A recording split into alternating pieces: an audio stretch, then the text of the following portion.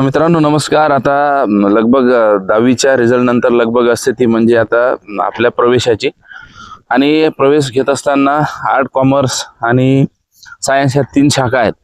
बरेचदा पाहतो आपण की ग्रामीण भागामधून शिकलेले विद्यार्थी असो, शहरामधून शिकलेले विद्यार्थी असो, तर या विद्यार्थ्यांचा कल हा सायन्स क्षेत्राकडे जास्त असतो.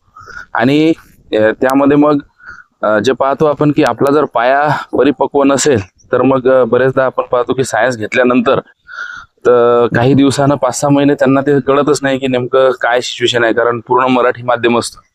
आणि व्यक्तीचा विकास होणं म्हणजे स्वामी विवेकानंदांची व्याख्या आहे की शिक्षण म्हणजे केवळ डोक्यात ज्ञान भरणे नव्हे, तर व्यक्तीच्या व्यक्तिमत्वाचा सर्वांगीण विकास म्हणजे शिक्षण आहे.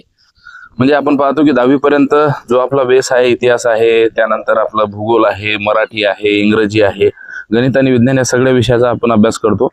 परंतु नेमकी शाखा निवडत असताना आपल्याला जे आहे तर कुठेतरी कन्फ्यूज होतं की कॉमर्स कोणी घेतलं पाहिजे किंवा आर्ट्स कोणी घेतलं पाहिजे.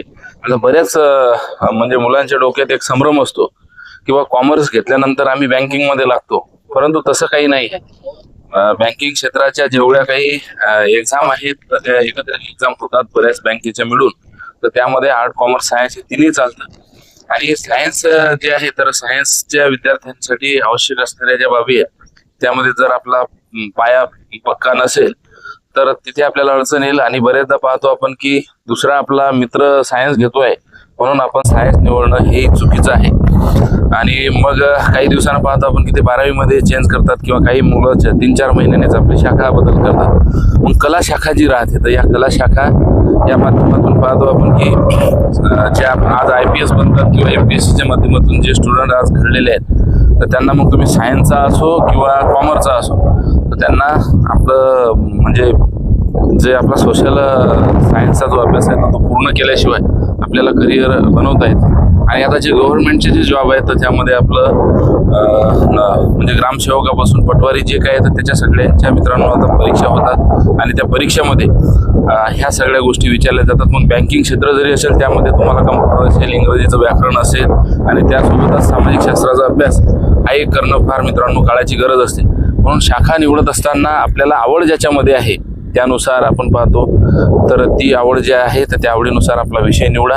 कुठेही कन्फ्यूज होऊ नका. मित्र म्हणतो म्हणून घ्या किंवा तुम्हाला ते कळेल का तर थोडं त्याचा रिसर्च करून 1-2 लोकांना विचारून आपण तो निर्णय घेतला पाहिजे. बरेचदा पाहतो आपण की स्टुडंट जे आहे तर विकास जो आहे म्हणजे 5 बोटं जसे सारखे नसतात. शाखा तुमची कुठली असो त्यावरती तुमच्या मेहनतीलाच हे म्हणजे जोड राहणार नाही. तुम्ही जे तडजोड आहे ते आता इथे करू नका. म्हणून पाहतोय की आपण की आर्ट नंतरही आपल्याला MA इंग्रजी आहे, MA इंग्रजीचं आपण BA लिटरेचर घेऊन तिथे आपलं करिअर करू शकतो. B.Ed आहे, D.Ed आहे. आता B.Ed D.Edचं पाहतो आपण CETच्या माध्यमातून भरती होत आहे. तर या सगळ्या शाखा कुठलीच कमी जास्त मोठी किंवा कमी जास्त नसते. तर आपण कशामध्ये परफॉर्मन्स जास्त आपला देऊ शकू तर त्यानुसार आपण विचार करा आणि गोंधळून जाऊ नका आणि योग्य तो निर्णय घ्या. आणि आपलं करिअर यशस्वी करण्यासाठी आता परिश्रमाशिवाय तुम्हाला मेहनत नाही. आता हा काळ बदललेला आहे. एक काळ असा होता म्हणजे 80, 85, 90चा काळ की ज्यामध्ये पोलीस भरतीसाठी फक्त अर्ज केला तरी मुलं लागायचे, त्या क्षेत्राकडे जायचे नाही. परंतु आज परिस्थिती बदललेली आहे. सारख्या ठिकाणी 500-500, 1000 मुलं रोज आपलं पोलीस भरतीची तयारी करतात. जॉब्स कमी झालेले आहेत. म्हणून या सगळ्या सिच्युएशनमध्ये शाखा कुठली निवडायची त्यापेक्षा आपण कुठल्या शाखेमध्ये बेस्ट करू शकतो हे स्वतःलाच आपल्याला कळत असतं. म्हणजे तुझं आहे तुझं पाशी बरी तू जागा विसरला असे. म्हणून या उक्तीप्रमाणे स्वतः रिसर्च करा आणि नंतरच आपली शाखा निवडा. शाखा कुठलीच कमी आणि जास्त नसते, त्यामध्ये आपला परफॉर्मन्स कसा आहे यावरच आपलं भवितव्य अवलंबून आहे.